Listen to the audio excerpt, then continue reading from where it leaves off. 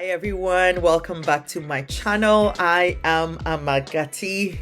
This is part 2 of the topic I've been talking about. If you watch my last video, I introduced you to the idea of agency and what that means. Agency, again, like I said in my previous video, is allowing your child, or is the ability for your child to take initiatives, take control, and make decisions on their own. And you giving them the ability to do that is giving them what we call agency, equipping them with agency, right?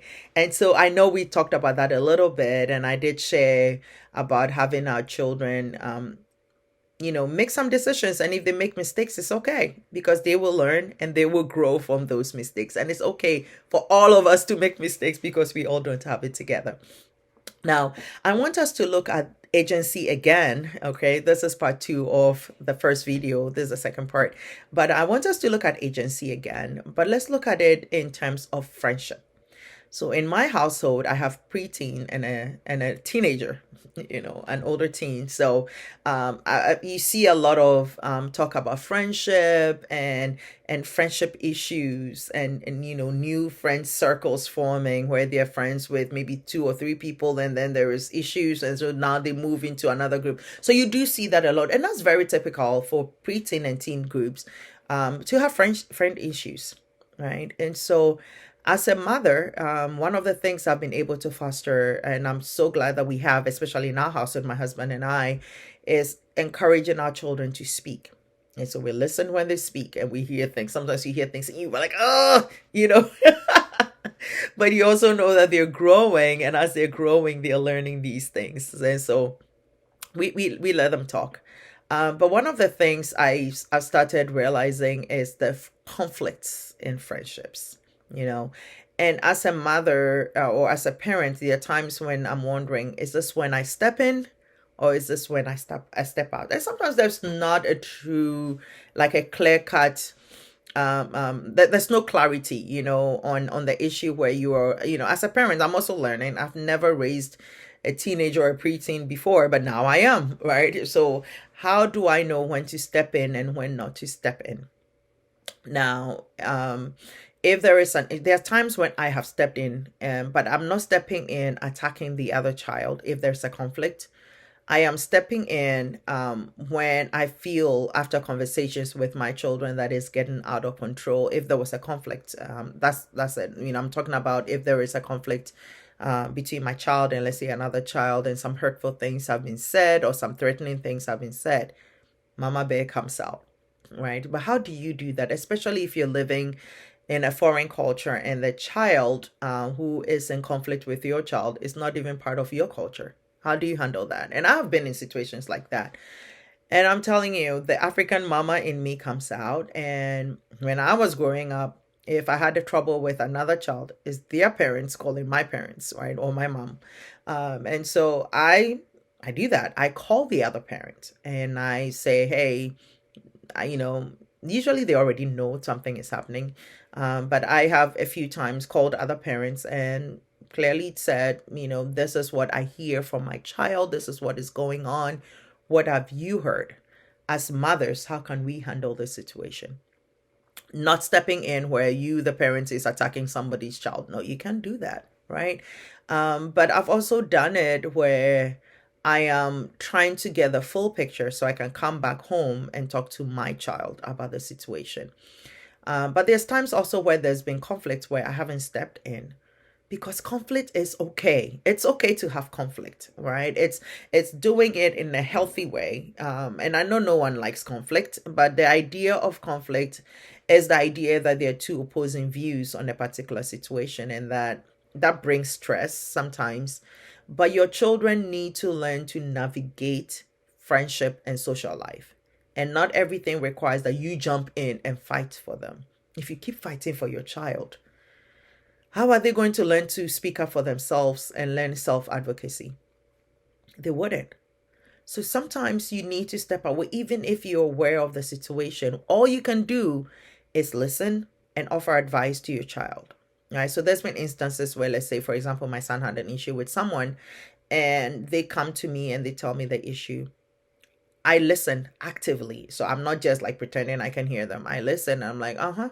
I'm sorry. I mean, this must hurt your feelings. How do you feel about the situation? What's going on? Is there anything, And then I hear them out. And I always do this one thing. I always say, do you just want me to hear you out, or do you need my advice? And I'm telling you, try that. When your child talks to you, let them finish and ask them, do you need my advice, or do you just want me to hear you out? Sometimes they want to, sometimes they don't need your advice, right? So we're talking about agency and allowing them to build this confidence in themselves and in the decisions they make. You might not agree with the decision, especially, let's say if it's a friendship, right? Now that they're older, they are not like, I'm not talking about kids who are like 5, 6, 7, 8. I'm talking about preteens and teenagers. You want to hear them out. And after you've heard them, the next thing you want to ask is, did you need my opinion? Or did you just want me to hear you out? They will tell you, and my children will tell me all the time, oh, I just wanted you to hear me out. Or, yeah, I think I would need your advice on this one. And I would tell them what I think about the situation. Now, just because I have offered my advice doesn't mean that they're going to do it. But I have offered my advice about the situation, or my opinion about the situation. Whatever they do with that situation, with that decision, now I have left to them. Because I know in a few years, my children are not going to be living with me. Actually, with my oldest, in about a year or two, she's not going to be living with me anymore, right? Then what happens? Do they know? Do they know to make those decisions by themselves when I am not there? When they are in school and they have to make those decisions, what decisions are they making? Do they always need their parents' opinion or their parents' approval? I want them to be able to make independent, well thought out decisions. So, yes, when you come to me and you talk to me, I want to know whether you need my advice or not, because I'm not going to waste my advice if you're not going to take it. But I'm also teaching them that sometimes I will give advice, but it's all up to them on what they do with that advice. Right. And so that is teaching your child agency, taking ownership, taking initiative. And sometimes the friend issues are hard, and I get it, and they are torn and frustrated. But I am the listening ear. I'm the sounding board, but I am also there to offer advice and opinion about the situation. And they decide what they want to do with that. I can't help them on that level, but they will learn. When we were growing up, we all had friends that we didn't talk to for years. All right. But we got over it. We worked out our differences. And some of us are back to being friends again. Right. And so teach your child to be an adult, to raise an adult. Don't raise a child, because they will have to go out here into the world, and the world is not easy. And they have to make independent decisions that they are comfortable with. Because the older they get, the decisions they're going to make are harder. The decisions they're going to make are lasting, and they're going to impact them sometimes for the rest of their lives, for a decision that the wrong decision or the right decision, the wrong friendship or the right friendship. So when they're younger is when you keep the ropes, but loosen them up a bit. Let them make some decisions, train them how to make decisions, equip them on how to make decisions, ask guided questions so the decisions they arrive at are good decisions for them. So, for example, let's say that my daughter comes to me and she says something along the lines of, me and this friend are not getting along, and this friend has done this and this friend has done that to me, and it's hurt my feelings, and they're going on and on and on. I will let them finish. I will listen. And I will say something along the lines of, would you like my opinion about this situation? And they might say, yes, mom, or no, mom, or whatever. And if they say yes, I would say, have you considered this? And have you considered that? Have you considered that maybe this friend is not doing it because of this? Or have you considered that they are having lower self-esteem issues? And have you considered that it's attention-seeking behavior? So I'm talking them and walking them through it. I am modeling that for them. I'm teaching them, before you cut the person off, make sure this is what happened. This is what, make sure that you are understanding what the other person is going through or might be going through or might be insinuating in whatever that situation is before you make that decision. Get the whole picture and then make that decision. I have to model that for them.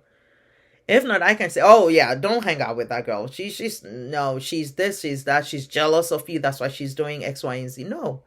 I need them to understand why you need to make that decision. Why, if this person is toxic for you, why you need to step away and the benefits of that, right? So don't just dismiss, really engage with your child and have meaningful conversations, especially in their teenage years, because teenagers, it's so hard to get them to talk to you sometimes. Most teenagers won't have a conversation, right? And so you engaging them, number one, with respect, number two, with the fact that you hear them and you see them, that is how you get them to come out of themselves, to tell you what it is they're dealing with. And then you help them you model the way for them on how to handle that situation. So thank you so much for your time with me.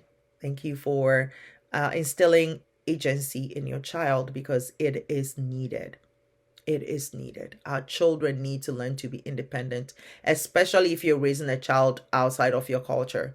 They need to be so independent in themselves, because there is a struggle there, especially if the culture they're being raised in is not your culture, right? And so they are also torn between your culture and the culture where they live in, and finding that balance and finding that connection and feeling included sometimes is a challenge for our children, especially if you're raising them in a Western culture.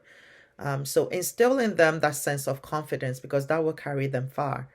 And that can only be done if you give them a sense of agency. All right. Thank you so much for watching. Until next time, I am Amagati. I am your family life coach. Enjoy your day.